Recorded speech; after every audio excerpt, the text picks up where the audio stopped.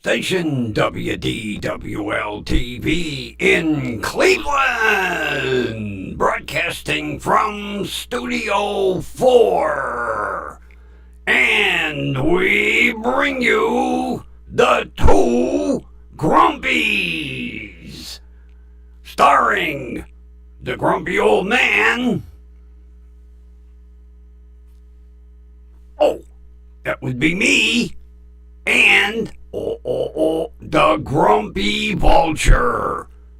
Take your bow. Oh, better than last night. Yeah, okay. Yeah, better than last night. I'll tell you what. I'm going to let you sit. I was going to let you sit in a different spot tonight. But, whoop, that's totally off. I guess you go back in your corner. Yeah, turn that way. Okay, too much. There you go. I seem to be getting some buzz here. Don't know what it's coming from. Always some technical bullshit going on. As you can see, the lighting engineer is playing with lights tonight. Yeah. Yeah, this one flashes red and blue, and then that one, the chaser, and then he's got a colored one over the top of my head. Yeah. Hey, it's Friday. No subject. We'll just let him do what he wants. I got an email from one of my followers, and he asked me, he said, "Are you embellishing on your West Side Market story when you were young?" No, I am not embellishing. It was a riot. I really think they did it to make my grandfather feel good. And me too. One thing that nobody really knows is they called my grandfather the mayor of the market because he was part owner of West 25th Street Hardware. And maintenance at the West Side Market totally sucked. If you put in a repair request on the 1st of April, they might come by and look at it by the 15th of June. So, they would ask my grandfather, knowing he would fix it right then and there. Say, like, they used to have the scales, and the scales hung on a long, down rod. And every now and then, the hook on the down rod would break. Well, then that meant that vendor couldn't weigh any of his product. And they knew my grandfather was at the market every market day. Monday, Wednesday, Friday, Saturday. He was there.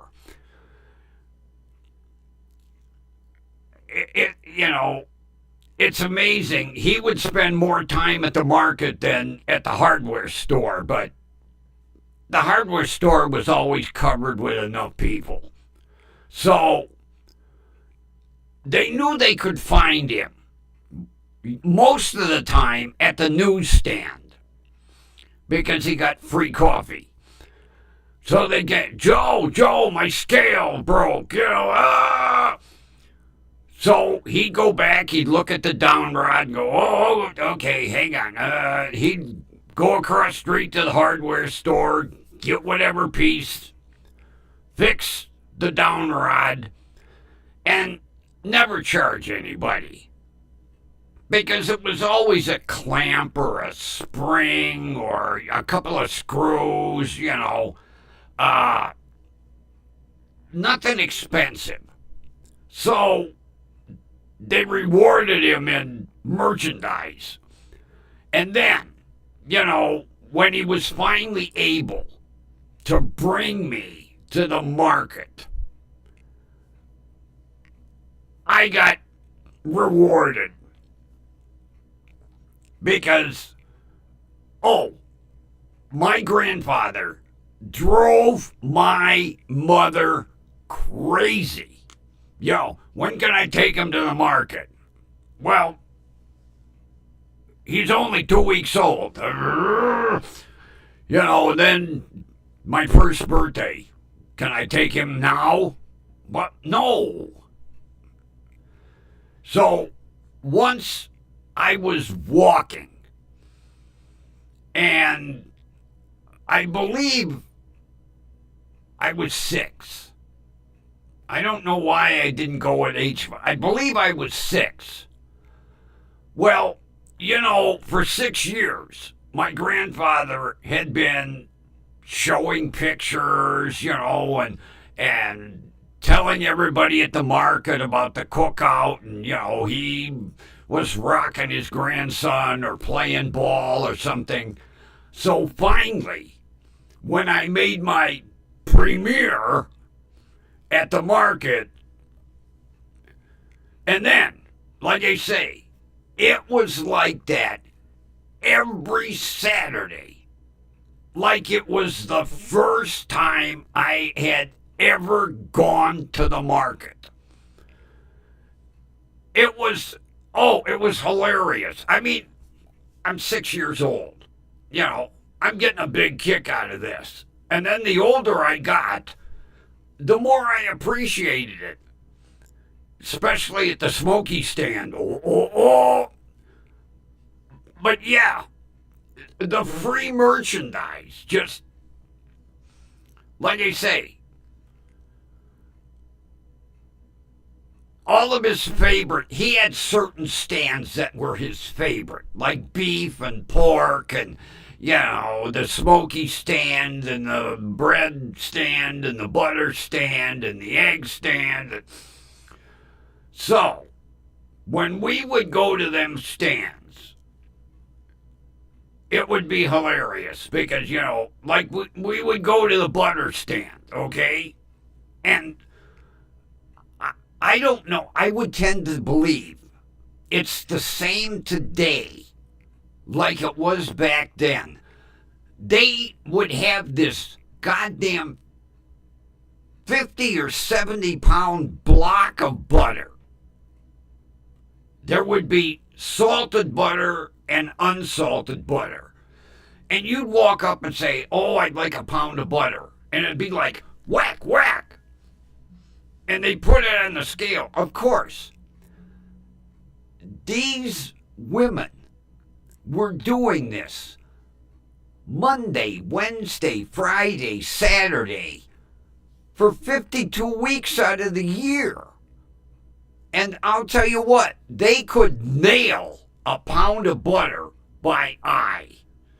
So, we'd come up to the butter stand, and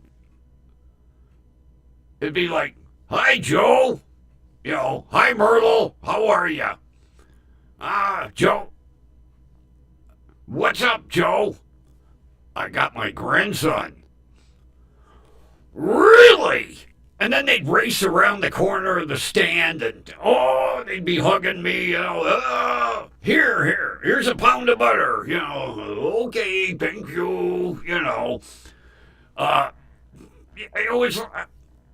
it was hilarious. But the smoky stand was the best because he would see us coming and he would be ready with a handful, and I mean a handful. And we'd walk up, hi, Carl. Hi, Joe. How you doing? I'm doing all right. How you doing, Joe? I got my grandson. Really? He'd look over because the stands were high. So he would have to look over to see me because I was this short little shit, you know. He'd be leaning over. Oh, your grandfather says you're such a good boy. He's so proud of you. Here, have some Smokies. I'd be like, thank you, you know. And then if you want more, you know where to find them. Oh yeah, my second trip down here, believe me, I had it mapped up in my head. I know where to find you. It was hilarious. And I don't know if it was all that anticipated time of finally, you know, they get to see Joe's grandson, or to make him feel good, or the payment for all the repairs that he did. Every stand we would stop at, they would make a big show of it, and I would get something. You know, we go to the beef stand, I get, you know, pound of ground meat, yeah. And they had a Astrop awning had a stand in there, and they made canvas shopping bags. Well, they made a small one for me, and they embroidered my name on it. So I would be like a big shit, you know, have my canvas shopping bag, which held like 2 items, or one big handful of Smokies.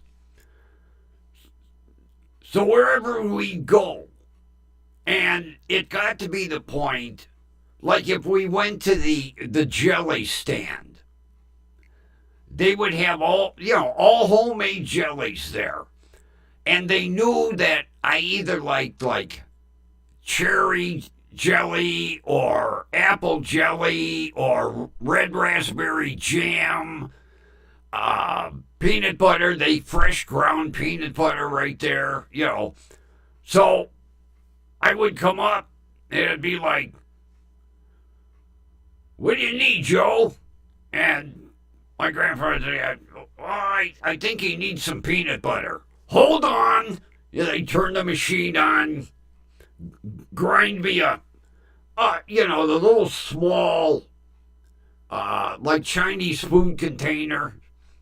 They grind me a small one, you know, fresh ground peanut butter. And then do you need jelly or jam? Oh, I think I need some raspberry. Okay, they scoop out some raspberry and they give me my 2 little containers, you know. And my grandfather would be, well, what do I owe you? Oh, nothing, Joe, nothing, Joe. It's for your grandson. No matter what stand we went to.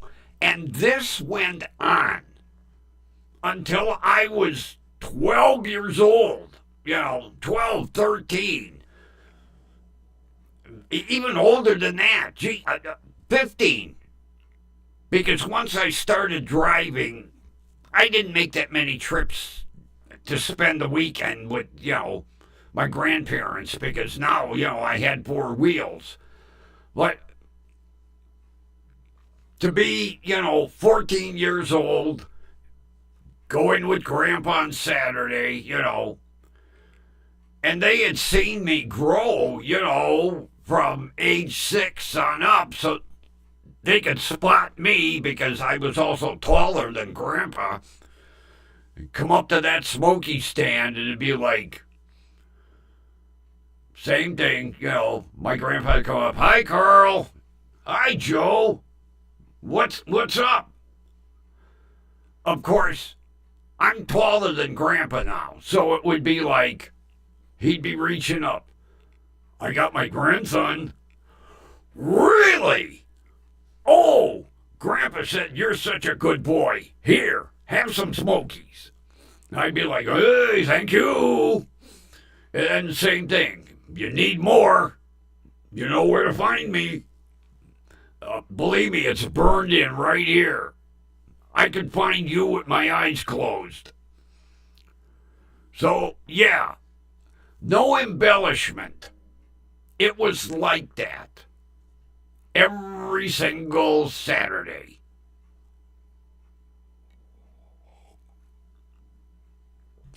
And, believe it or not, we still, at age 15, had to hide Sunday coffee from Grandma. Yeah, even though I was 15 years old, had to hide the Sunday coffee from Grandma. But it was the same every Saturday. We would come home from the market, spread the butcher paper out on the table. Grandpa would have his little cutting board. He'd be slicing the pepperoni and dividing up the smoked whitefish, and then slicing the rye bread and the onion, and it was always like it was the first time, I ever. Well, first we're gonna start with pepperoni. Okay, eat the pepperoni, and time and some smoked whitefish. Eat the, and then hold your hand out. He'd put a slice of rye bread, slice of onion, and a slice of Limburger, because we ate them open-faced. And then he'd make his. And then we both would eat them together. And Grandma would still be standing there with her fucking apron, bitching. Oh, you guys and that goddamn Limburger every Saturday. Jesus Christ, it takes me a week to get that stink out of the house. And by age 15, Grandpa and I'd be laughing our fucking asses off, pissing Grandma off even more. Can't you guys eat something else on a goddamn Saturday? No. It's our heathen feast. It's our tradition. Every Saturday, the heathen feast. So, I'm not embellishing a thing. And, it's the best fucking memory on earth of my grandparents. I mean, I have so many memories because my grandfather took me everywhere. We'd go fishing, we'd take a Saturday road trip somewhere, maybe to get apples during the summer or like in the fall, get fresh cider, He had all these places we would go. And, I could just be sitting with him in his car in the garage, and it would be a good time because I was with him. Because he was more a father to me than my father was. My parents kicked the shit out of me. Today, God, they'd be fucking locked up. Child abuse? Oh, it wasn't called child abuse back in the day. It was called reprimanding your kid. Whether I fucking did anything wrong or not. My father'd come home half cranked, blind-eyed drunk from the bar, and if I didn't, answer a question or look his way as fast enough, hey, not the head, you're scrambling the fucking brain. And I'm not exaggerating. We had 3 aluminum storm doors on our house because I got put through 3 aluminum storm doors. Yeah.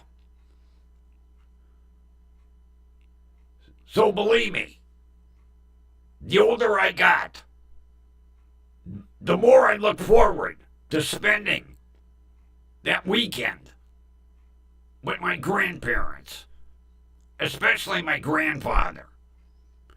Because, see, he had an inkling of how I was being treated I never said a word.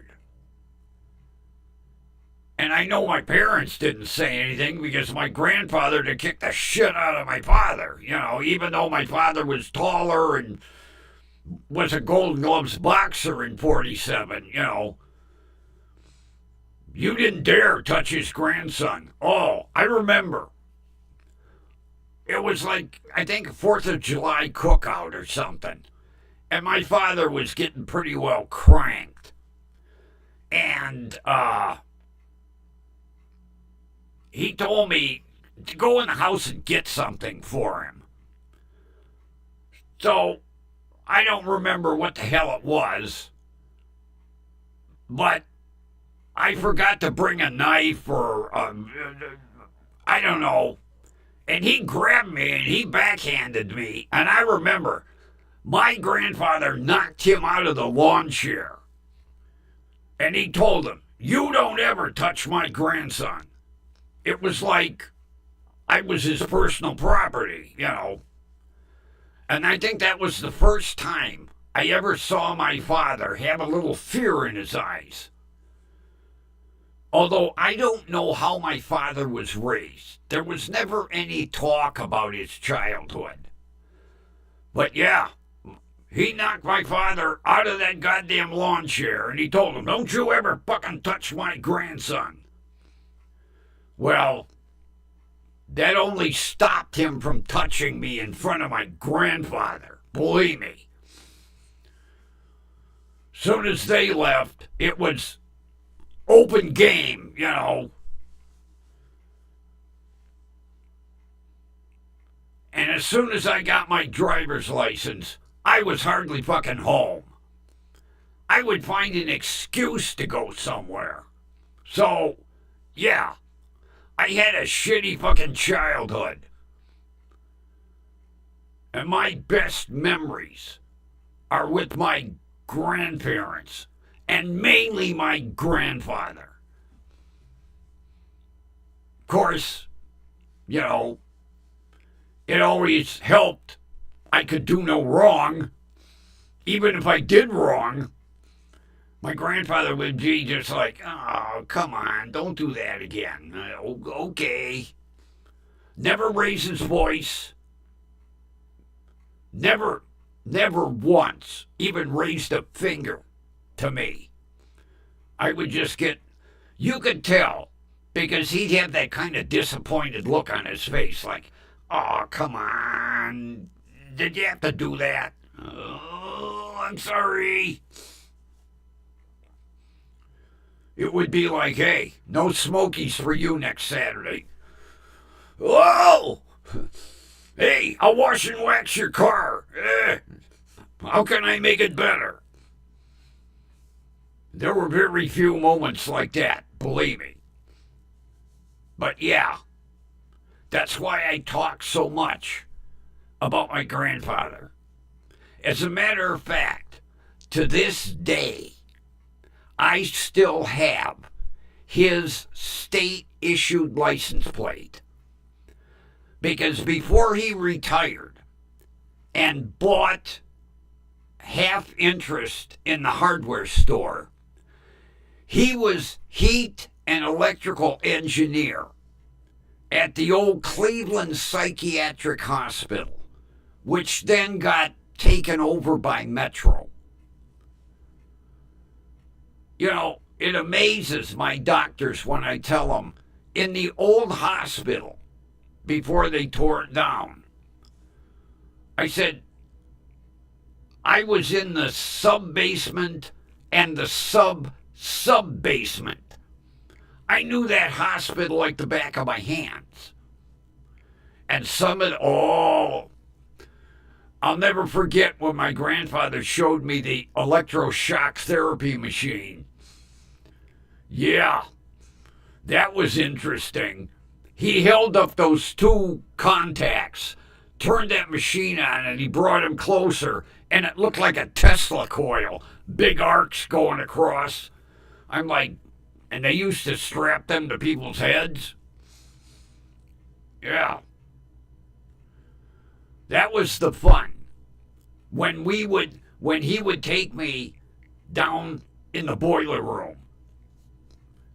I'll tell you what, at 10 years old, I knew how to operate a boiler. He showed me how. So, yeah. And he also taught me, carpentry, electricity, plumbing. At 8 years old, I could sweat copper with the best of them. Yeah. So, I looked forward to 8 o'clock Saturday morning. As a matter of fact, when I got to be like 12, I think it was, Grandpa was like, "Can you be ready at 7? Oh, yes. Because the market opened like at 6. And usually by 7 o'clock, the vendors were set up. And then we'd show up like at 7:30. And the fun would begin. Yeah. We'd show up at 7:30, and by 9 o'clock, I had more shit. I needed a goddamn U-Haul trailer to take everything home. So, yeah, no embellishment. I'm not, adding hearts and flowers and jumping bunnies to my story, because that's the way it was. Every Saturday, like it was the first time they ever met me. And I'll tell you what, we got invited to more family gatherings from the vendors. I remember the pork vendor. What the hell was his name? Started with a T. Steve T. We got invited to his daughter's wedding.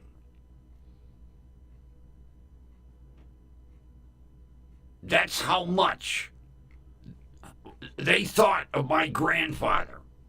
For doing little repairs. I remember one day he had to replace an electrical outlet. Took him like 10 minutes. Shit like that.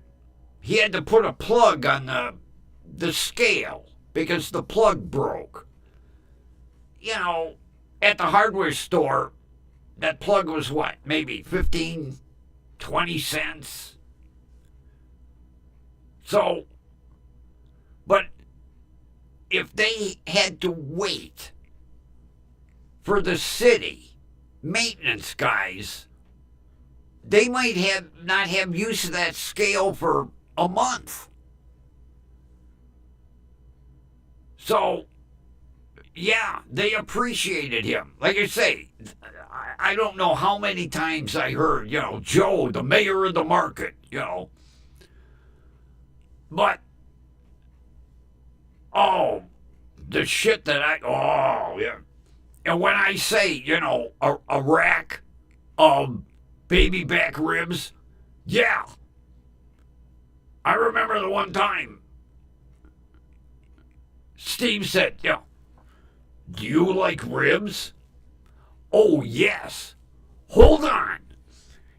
Wrapped up a rack of baby back ribs and went, "Here. Grandpa said you're such a good boy. Here, you'll love these." Of course, it was different times back then. People were more generous. I mean, what did it cost him for that rack of baby back ribs? It was payback for all the repairs that my grandfather would do for these people and never charged them.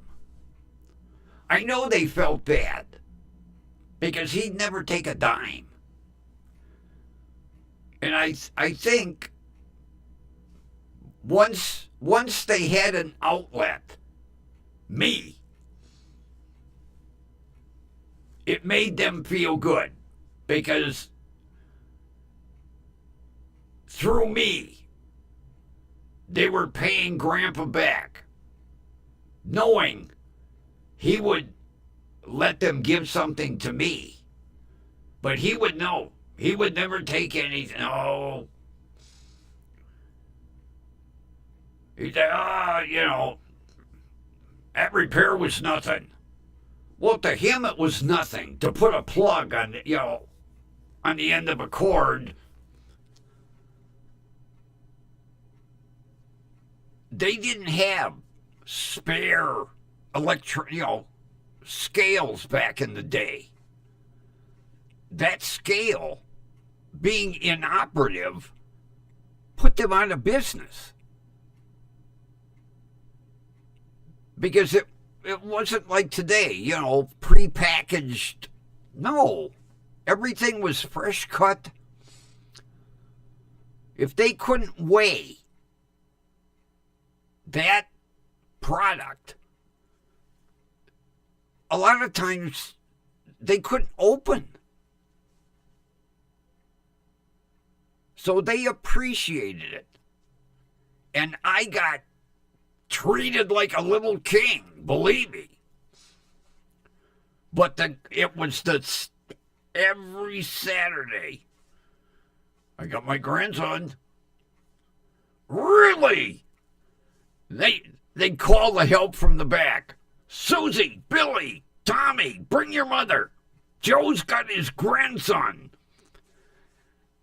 And even though I had met them last Saturday, they all acted like it was the first time. So, no embellishment. This is the way it was. But we're talking the 50s. It was a different time. People were different. It was fucking hilarious. Over the years, I think back about what went on, and I'm like, oh, geez, But it was, after WWII and the economy was, kicking in, but people were more generous, more outgoing. They showed their appreciation. Like you say, my grandfather, he wouldn't. I remember the one time, what do I owe you, Joe?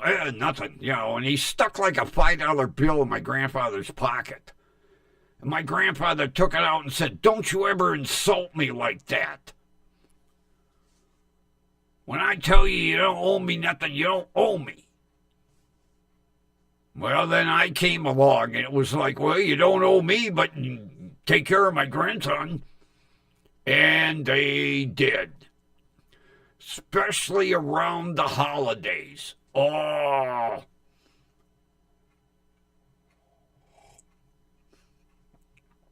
I loved the Christmas holiday. You talk about Christmas gifts and goodies. Holy shit. I'll never forget the Mary's. It was Mary's Bakery. Yeah. I think I was like 8, 10 years old. And it was just before Thanksgiving. And Mary or her sister, I think it was, she had 2 sisters. There was Mary and Katie. No, Catherine. Mary and Catherine and, I can't remember the third sister.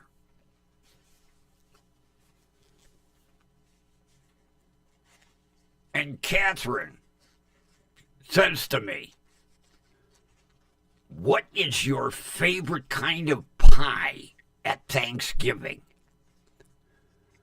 And I surprised the shit out of her when I said, "Well, I like pumpkin, but my favorite is sweet potato."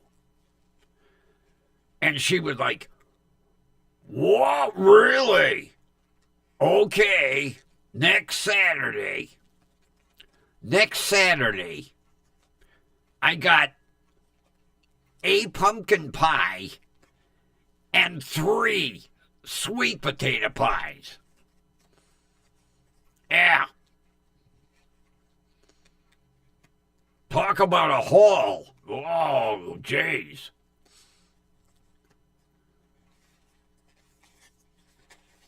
And they remembered, because after that, every Thanksgiving, there was sweet potato pie for Joe's grandson. Yeah. And it was like around 4th of July.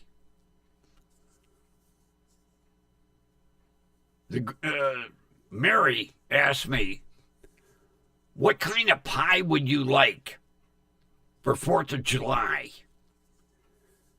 And I said, the other day I had pecan pie for the first time, and it was delicious. Mary said, "Okay, next Saturday at 3 of them." Yeah. Each sister made her version of pecan pie. Because I remember the name was on the box, Mary, Catherine. Oh, God, what was it? Dorothy. Mary, Catherine, and Dorothy. Yeah. Each box, Mary, Catherine, and Dorothy. Then I had to tell them which pie I liked the best. Oh, God, that was tough. Because I didn't want to insult anybody. So I said, all of them. Oh, I loved each version. Well, which one was better? None. They were all outstanding. They knew I was making them feel good, but yeah, it's the way it was. Like every Saturday, I was going down to see extended family, not food stand owners. Of course, I started going there at age 6. By the time I was 8, 10 years old, it was like family. And like I say, we would get invited to family functions. I'll never forget, we got invited to 2 different 4th of July cookouts. And we had to divide our time to go from one to the other. Just not to hurt anybody's feelings. So, yeah. I am not embellishing anything. It would, it's time I'll never get back. It's wonderful memories. Oh, God, yeah. It just, the best memories on earth.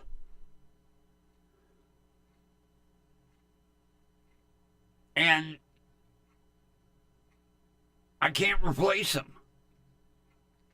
Like I said, I stopped in after the restoration of the market.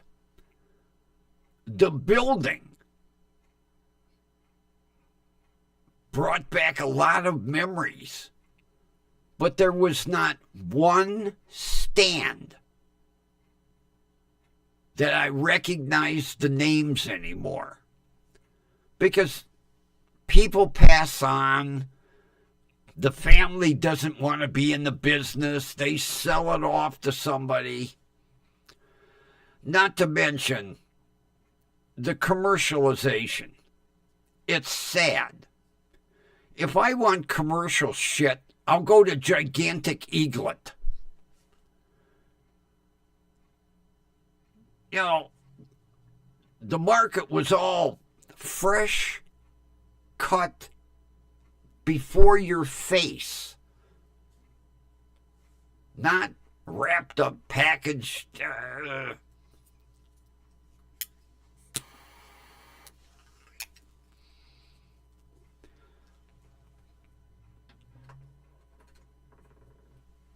And the ethnic foods.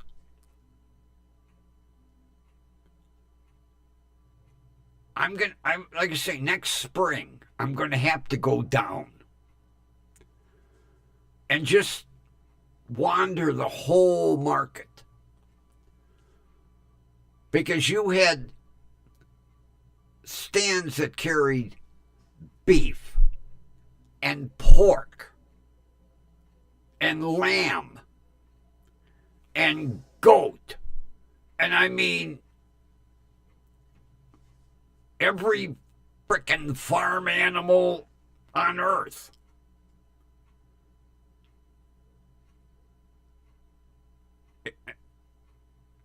But different times. Because you got to remember, you know, after WWII, you know, you still had an influx of immigrants. So you had a lot of true ethnic food.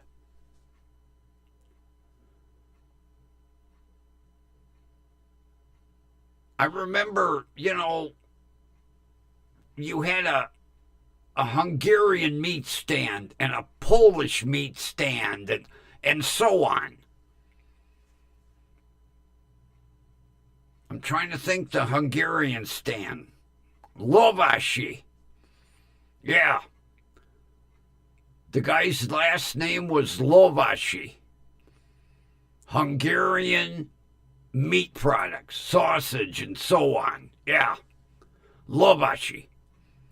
Boy, that one popped right in. I can't remember the pork guy, Steve T, but yeah, Lovashi. And we would go there and get authentic Hungarian meats. Like I mentioned once before, Hungarian roasting bacon. And basically, it's an artery clogger because it looks like a hunk of fat, but it's specially prepared pork belly. And you heat it, you put it on the end of a stick, and you gently heat it over the fire, and when the grease would start to drip, you would drip it on bread. And then when the bread would get saturated, you'd put on pepper and onion and tomato. Yeah. Talk about clogging your arteries.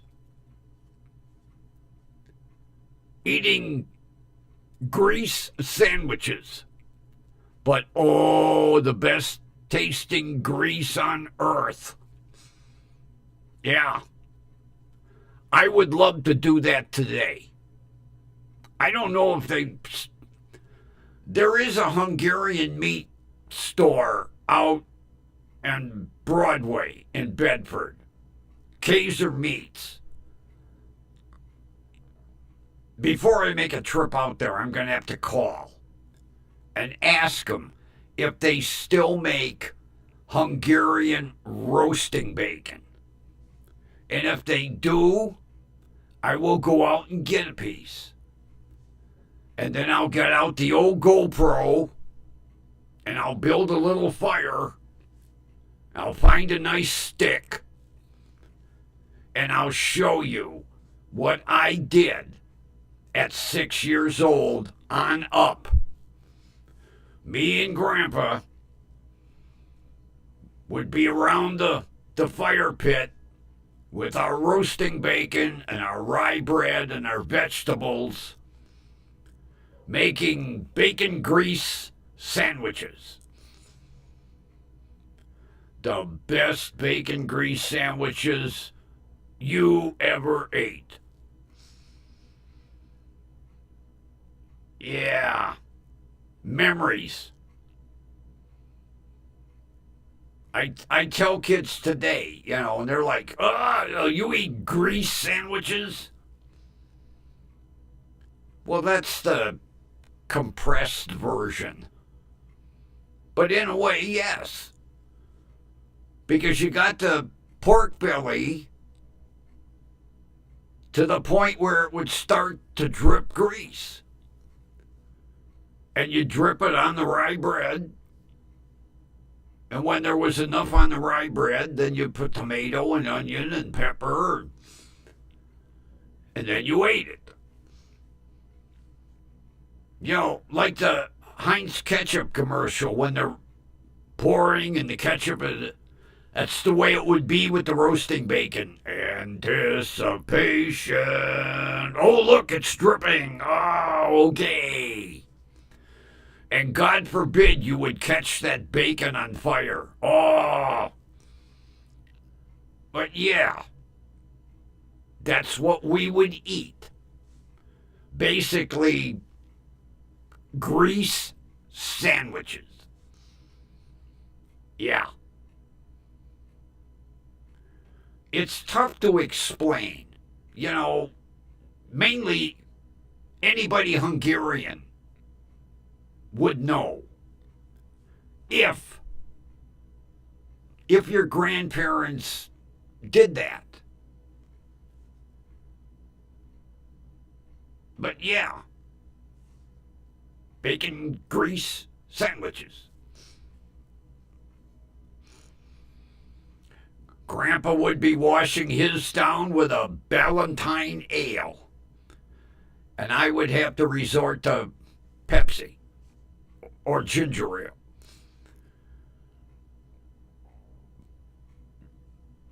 You don't know how much I looked forward to that.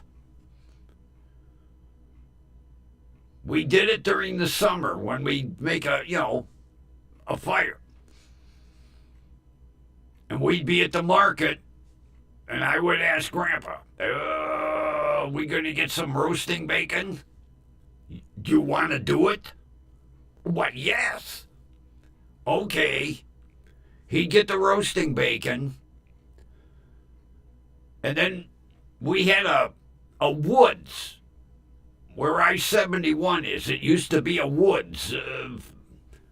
We'd go down and cut some tree limbs and sharpen them up. We'd have our bacon roasting sticks.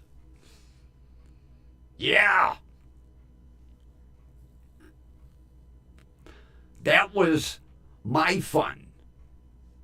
Kids today, play a video game on their cell phone. No. We went down and got bacon roasting sticks and then made grease sandwiches.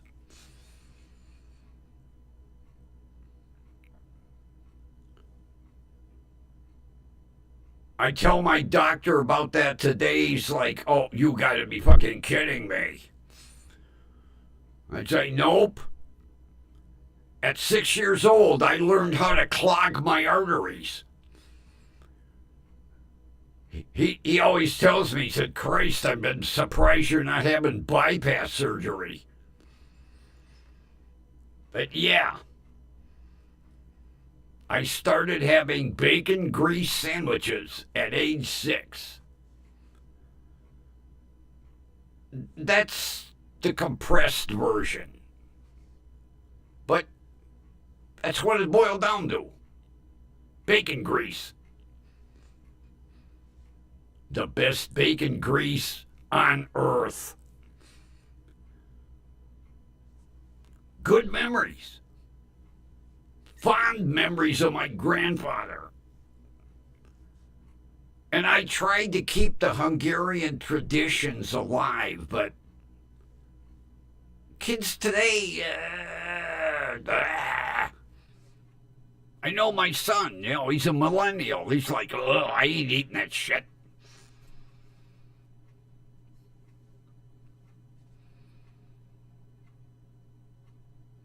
I will.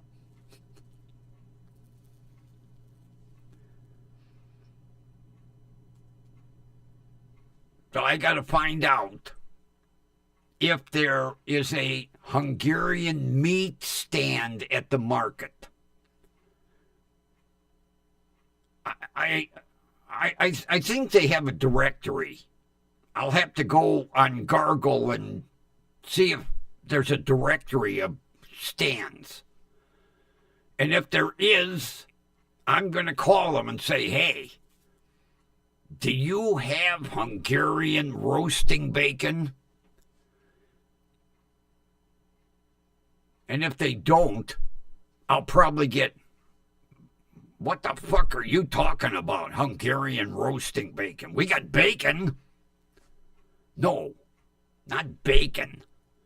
Roasting bacon. Well, you don't roast this. You fry it in a pan. Then I'll know. Because I'm sure it's a lost tradition. I'd almost guarantee it.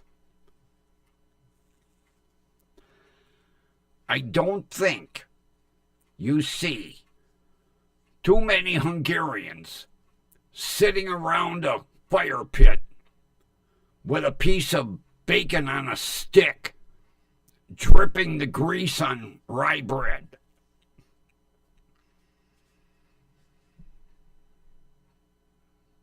But if they do, I'll GoPro it. I'll show you what I did at age 6 up until age 15. Like I say, Grandpa was having health problems. He couldn't eat a lot of them foods, so we didn't do the roasting bacon. Of course, I think that might have contributed to his heart attack, but yeah. But from age 6 up to 12 or 13, yeah. During the summer, bacon grease sandwiches. And Smokies. Then you wonder why I'm the way I am. Some kids had peanut butter and jelly. I had bacon grease sandwiches. But, oh, I loved them. So, that's a little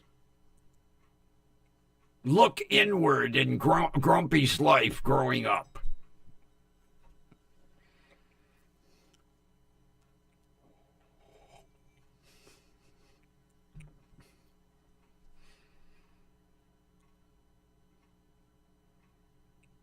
It was, like I say, during the summer. Now, we didn't do it all the time. It was kind of a special thing, at least once a month. I'd say to Grandpa, are we going to get sticks and roast bacon? He'd be like, do you want to? Yes. Then we'd go to the Hungarian meat stand, Lovashi. You get 2 nice pieces of Hungarian roasting bacon, and we'd come home to my parents' house. We'd go back in the field, and he'd look at the trees and go, oh, this one. We're going to get sticks off of this one. We'd get the sticks and whittle the end down nice and sharp to go through the skin of the bacon. and go home and put the bacon on the stick. And you had to serrate it to get it to drip. So you'd serrate the bacon and then gently hold it over the fire. You take it out, put it back in. And then once it started to drip, you had to have that plate with the bread ready. Drip that bread. A real ritual. Yeah, you had to work at making your lunch. But it was wonderful.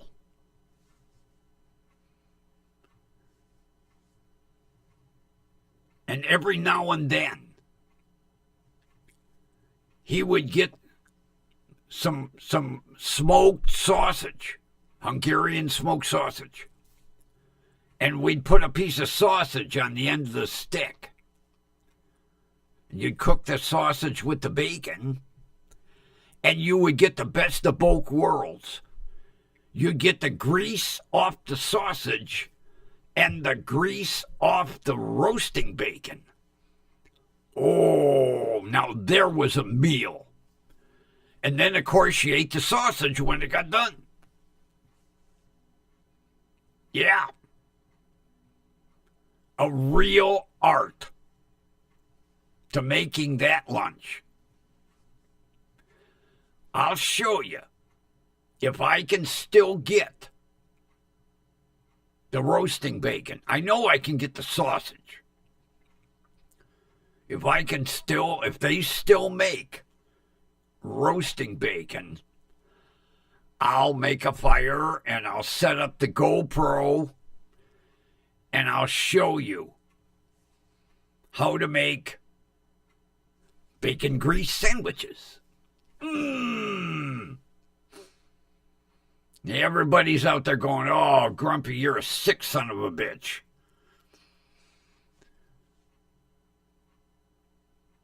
But one of the best meals on earth and one of the best memories. Yeah. Every Saturday at the market, and then the roasting bacon.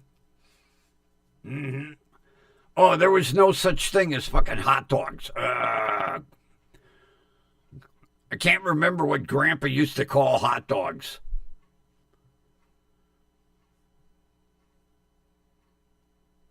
Garbage disposal meat in a tube or something like that.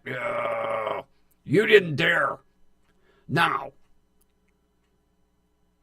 there were some times he would get hot dogs, but they had to be all beef in a natural casing hot dog. You know, made old world style, not ballpark. Never eat a hot dog out of a package. No, you got them ones where you watch the guy make them, you know. Yeah, he was particular about his food, to say the least.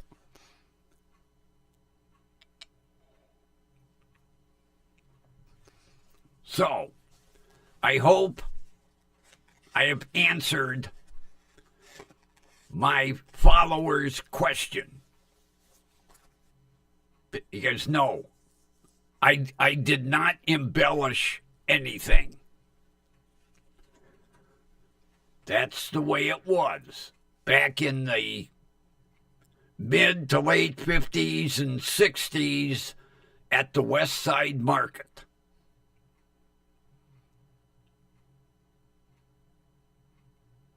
Every Saturday, even in the winter. That didn't stop us. We went down every Saturday. And as soon as the weather got cold, that heathen feast really pissed Grandma off because she couldn't open the windows. Yeah. See, in the summer, she'd open the windows and be fanning with her apron. When the cold weather hit, oh, I remember the one. She was walking around with a clothespin on her nose. You guys are stinking up the house. Ah! Grandpa and I just laughed.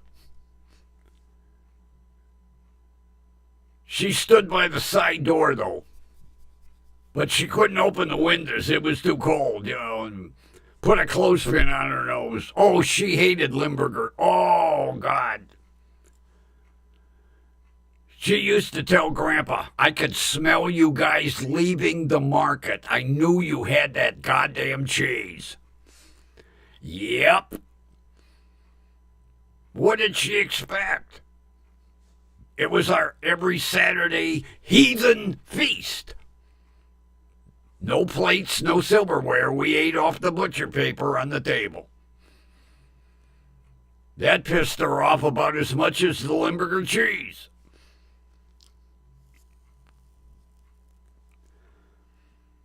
Good times. Very good times. I wish I could go back in time. I really do. I miss it. Oh, God, do I miss it. I miss that, but I miss Grandpa more. But you know what? Every time I look at my RAV4 and his license number on my RAV4, I think of him. That plate's been in the family like 80 years. I will never get rid of it. I would hope I could pass it on to my son, but it don't mean anything to him. It's a license plate with 3 digits. Big deal.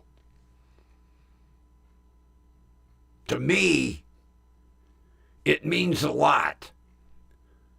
Because when he worked for the state, that license plate was on his car. And when he passed away, I'll never forget. See, my grandparents were big in the Democratic Party back then. And the governor was Democrat. And he knew my grandparents. And my grandmother called the governor and said,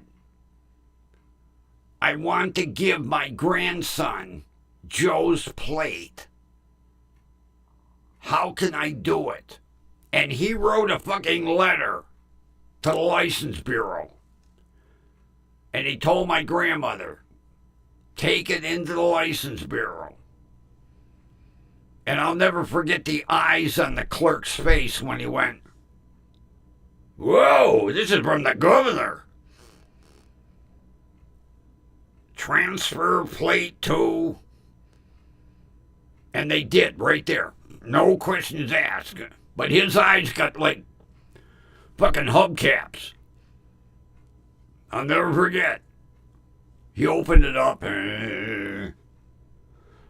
whoa! He called the women. Look, this is from the governor. And I've had that license plate ever since.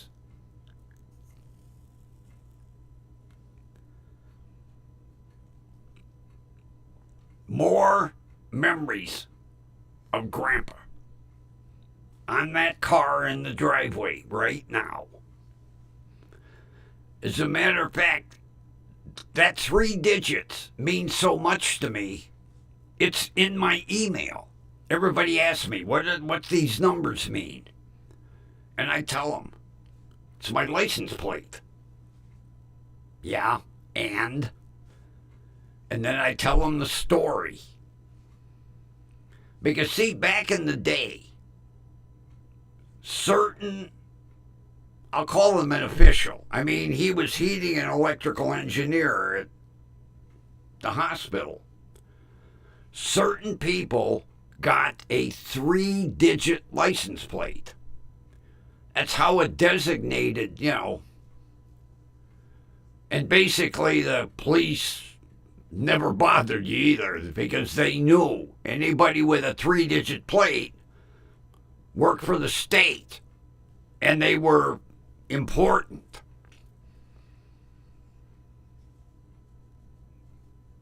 And that plate worked for a while, but not anymore. I'll get a ticket with the rest of them, Oh, well, it's just a memory of my grandfather. That was his plate. And it was funny because my father wanted it. And my grandmother said, no, it's going to Joe's grandson. Oh, did that piss my father off? Oh. It was unbearable in that house for a couple of months. Oh, my father did a slow burn on that one. But no, I think it was the first time my grandmother ever stood up to my father. He said, because it was shortly after the funeral, And my father said, what are you going to do with the... Or he said to her, when we going to transfer the license plate? And my grandmother said, transfer it to who? Well, to me. Oh, no. That plate is for Joe's grandson. And my father was like, what? And my grandmother got right up in his face and said, that plate is for Joe's grandson. He promised it to him. And it was unbearable in that, especially the first time he saw it on my car. Yeah. So that plate means a real lot to me. In more ways than one. Because it was the only time I could piss my father off and get away with it. From a distance. And with that, I think we will play our outro and... Oh, jeez. That's not the outro.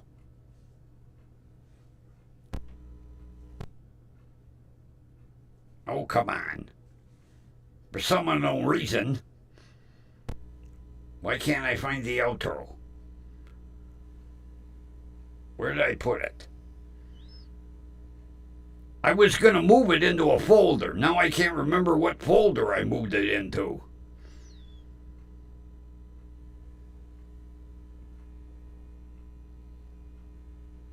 Or maybe I didn't move it in the folder. No, I didn't. Oh, no wonder. Well, I found it. And with that, we're going to play the outro. And at the end of the outro, Grumpy will chat with you tomorrow.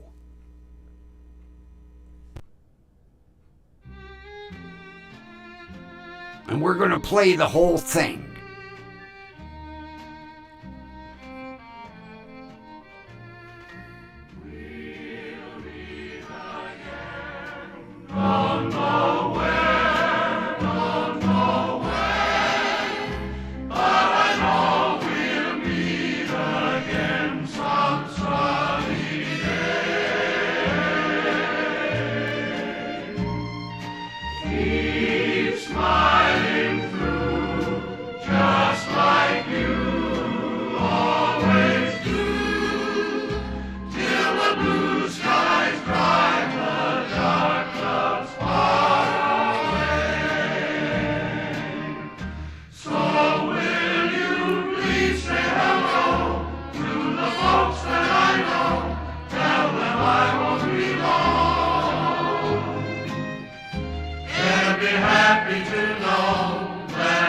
you saw me go, I was singing this song.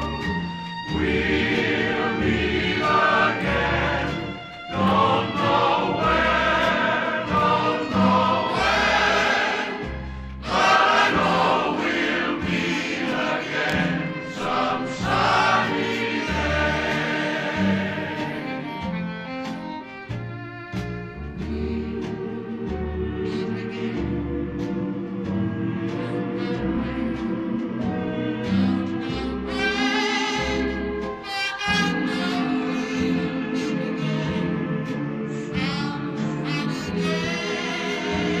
Oh, I love this song.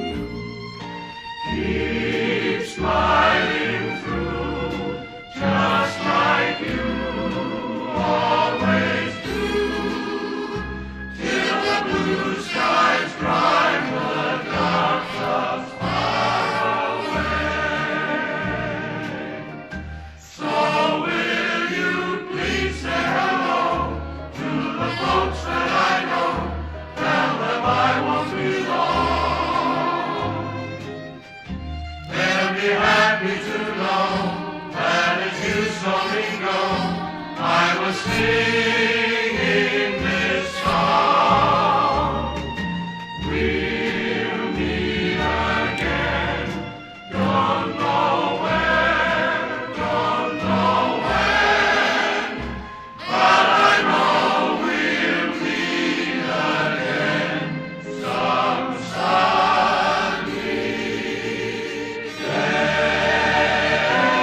And until we meet tomorrow, good night, everyone.